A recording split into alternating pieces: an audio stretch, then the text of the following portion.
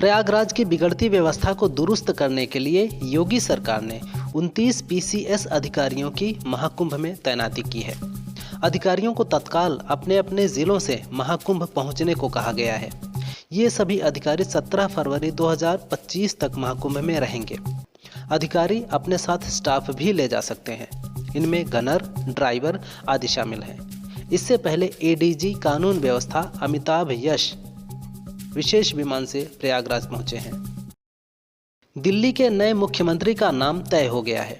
सूत्रों के मुताबिक नई दिल्ली से अरविंद केजरीवाल को चुनाव हराने वाले प्रवेश वर्मा दिल्ली के नए मुख्यमंत्री बन सकते हैं। आरएसएस और बीजेपी में प्रवेश वर्मा के नाम पर सहमति बन गई है। जल्द ही बीजेपी आला कमान प्रवेश वर्मा के नाम पर मुहर लगाकर औपचारिक ऐलान करेगा। लंदन के एक रेलवे स्टेशन पर बंगाली भाषा में लिखे हुए साइन बोर्ड को लेकर विवाद खड़ा हो गया है। ब्रिटेन के सांसद रूपर्ट लोवे ने इस पर आपत्ति जताते हुए एक्स पर लिखा, ये लंदन है, स्टेशन का नाम सिर्फ इंग्लिश में होना चाहिए, सिर्फ इंग्लिश में। इस पर दुनिया के सबसे अमीर शख्स एलन मस्क ने प्रतिक्रिया देते हुए लिखा, हाँ, यानी उन्होंने रूपर्ट का समर्थन किया है। अब नेटिजन्स इस पर अलग अलग रिएक्शंस दे रहे हैं। अमरोहा के बहादुरपुर खुर्द में एक महिला ने अपनी 2 मासूम बेटियों की गला दबाकर हत्या कर दी, फिर खुद का गला भी चाकू से रेत लिया। पुलिस ने बताया कि सोमवार दोपहर करीब 12 बजे सोनिया ने अपनी 9 साल की बेटी अनुष्का और 5 साल के किट्टो की कपड़े से गला घोंटकर हत्या कर दी, फिर चाकू से अपनी भी गर्दन काट ली।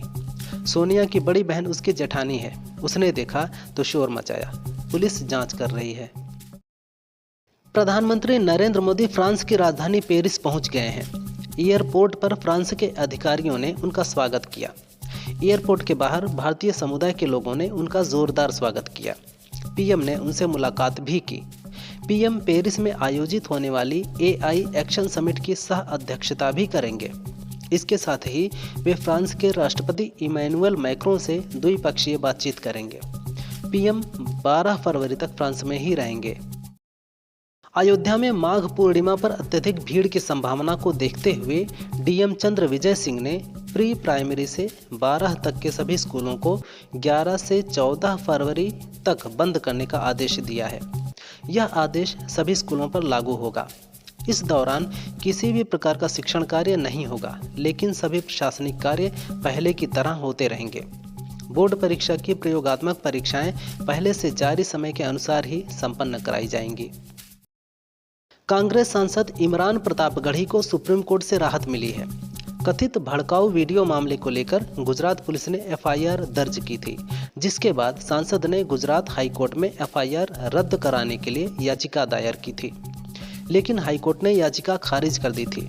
अब सुप्रीम कोर्ट ने गुजरात पुलिस को वीडियो में लगी कविता का सही मतलब समझाया है और पुलिस से ही सवाल किए हैं। सुप्रीम कोर्ट ने कहा, यह एक कविता है, यह किसी भी धर्म के खिलाफ नहीं है। यूपी के अमरोहा में लोगों ने एक कारोबारी के शहर से बाहर जाने पर उसकी मौत और कर्ज से लदे होने की अफवाह उड़ा दी।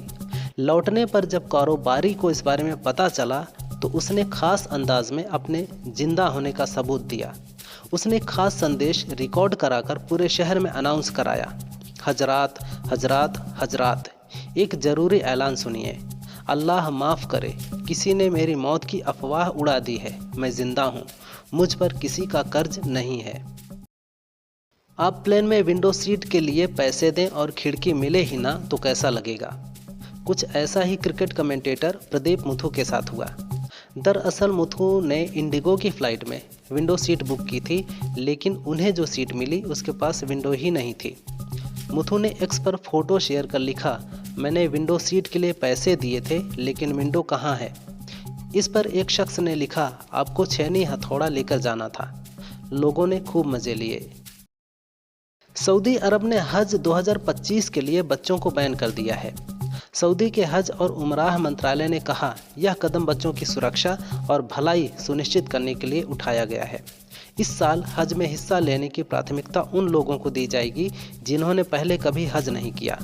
वहीं भारत समेत 14 देशों के लोगों को इस बार सिंगल वीज़ा से ही एंट्री होगी, यानी जिनके पास मल्टीपल वीज़ा है उन्हें हज की इजाज़त नहीं है।